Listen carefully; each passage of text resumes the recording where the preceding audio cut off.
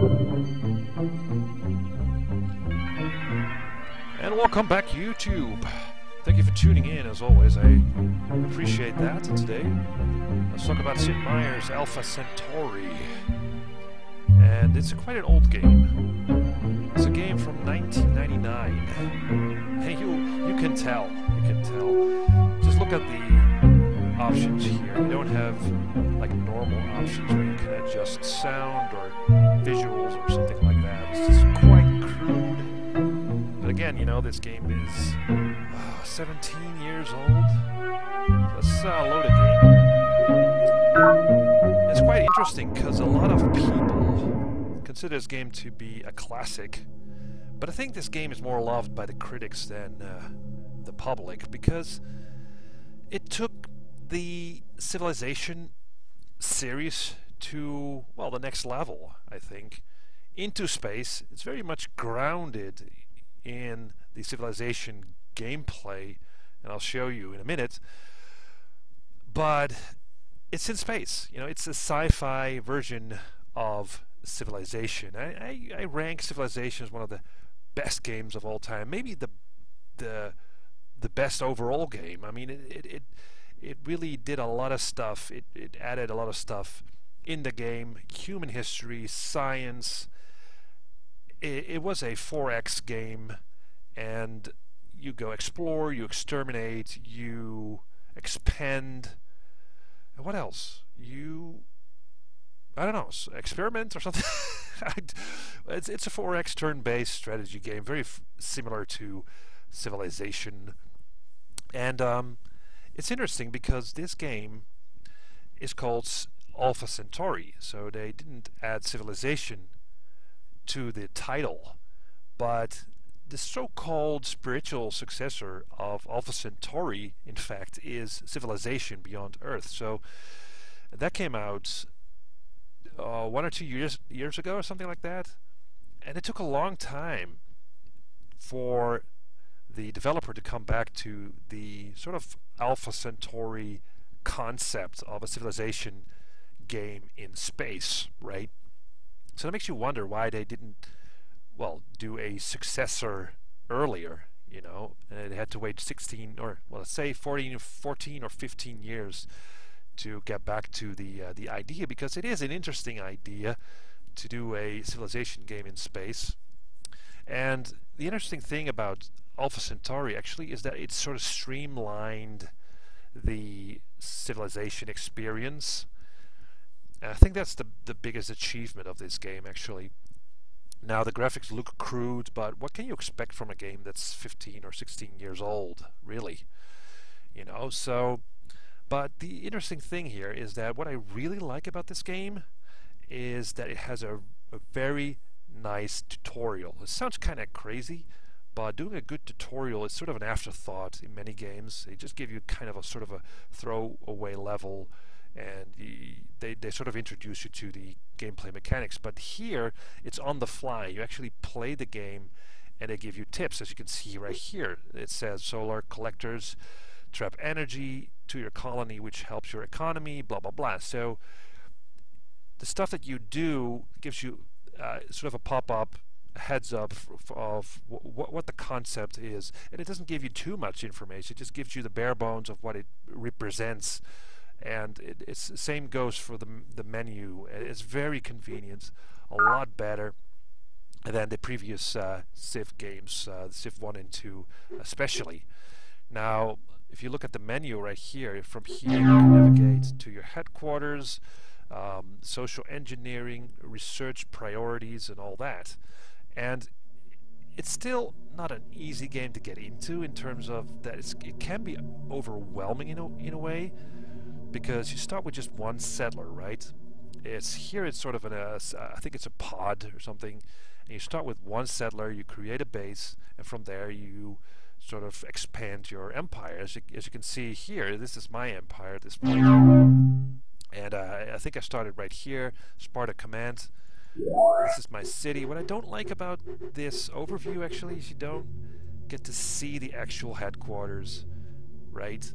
You don't get to see the perimeter defense. You don't get to see the recreation commons.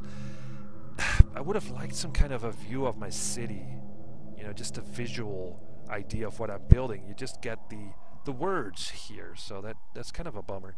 What I do like is that you have a governor for each city, and that helps you manage your city. So if I turn this on, I think it's on, now it's off, now it's on, you can basically say, okay, you or this city will concentrate on exploring or discovery or building or conquering, right?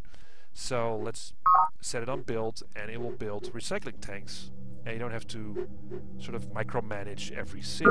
Though I always liked that aspect of Civilization. I liked managing my cities, but it became kind of a chore to do that. But still, I like that. Now, it's a Civ game in space, as I said. It's a sci-fi game also. Now, that it's an acquired taste, because if you go to, for instance, research priorities, right? You can set those for exploring or conquering, and you'll get the sort of discoveries from those areas, right? So you can. I set it on exploring and in conquering, not building and discovery. So I'll just let that go for now. But if you go to, let's say, let's go to the help file basically, because I can show you some of the stuff, some of the advancements you'll get, like the what was it called? Secret of the human brain or something like that. So what you get actually, if you play this game, the discoveries are kind of not very grounded, right? In Civilization, you know, like the normal Civilization games, the discoveries are grounded in history, right? In science, in biology, and all that. But in space, I mean, this stuff is just, they had to come up with certain ideas or concepts, right, that are not very self-explanatory, and you don't really know what they mean all the time, like this one, social, psychic, and biogenetics make for secrets of the human brain. I can understand a bit of that, you know, biogenetics and psychics and stuff. So this is an advancement, and from here you can go on to Centauri empathy. That makes no sense to me, but you can go there. And I think let's just check Centauri empathy. That's right here, but it doesn't really explain what it is actually. So it is a bit of a mumbo jumbo kind of scientific blah blah that they're showing. It's not very grounded, so for some people this might be kind of overwhelming when they first play this game. It's kind of up in the air what is going on, but the idea is that from every like discovery you get abilities for your empire as well as units, right? In this case, if you research the Centauri empathy, you get mind worms, so they kind of tell you what they do and how you can use them for your own purposes. So with proper breeding and bonding techniques, mind worms can also be bred in captivity and controlled by skilled blood trainers. So there's a lot a lot of like sci-fi stuff here, and it's something you like or you don't, I guess. So I think a lot of people like Civilization just because it's grounded in real theory, in real discoveries of the Earth and stuff. So now another thing I didn't really like about the game, well, it was missing, I guess, is the inclusion of alien factions. That was only included with the, I think it's called the Alien Crossfire expansion for this game, but in this game, the Alpha Centauri base game, you only get to play one of the six factions in this game. They're pretty much sort of archetype factions. You have a technology faction. You have this faction, for instance, Sister Miriam, who is sort of a religious faction, and they're probably going to sort of concentrate on those things when they are sort of constructing their buildings and stuff. So Yeah, there are nice touches. You can call in the council. You can be elected as the planetary governor, as I am right now, because at this point I am um, the biggest faction in the game, the biggest civilization. This is my civilization. This is at this point in the game. I like to have my cities not too far apart and connect them with the roads and stuff, and be on one specific land piece. So I'm probably gonna build some cities right here, and from there, from this place, I'm just gonna move to this, where the UN Commerce Committee and agencies are. This is another faction. So from this, what's it called, peninsula or something, I'll just cross the sea here and just attack this bunch here. So, you know, it has that quality, that one more turn quality, just like in Civilization. So, yeah, it's a fun game. It's quite old. I also had an issue with my keyboard because I'm playing this with keyboard using the diagonal arrow keys that didn't work. So the keypad didn't work.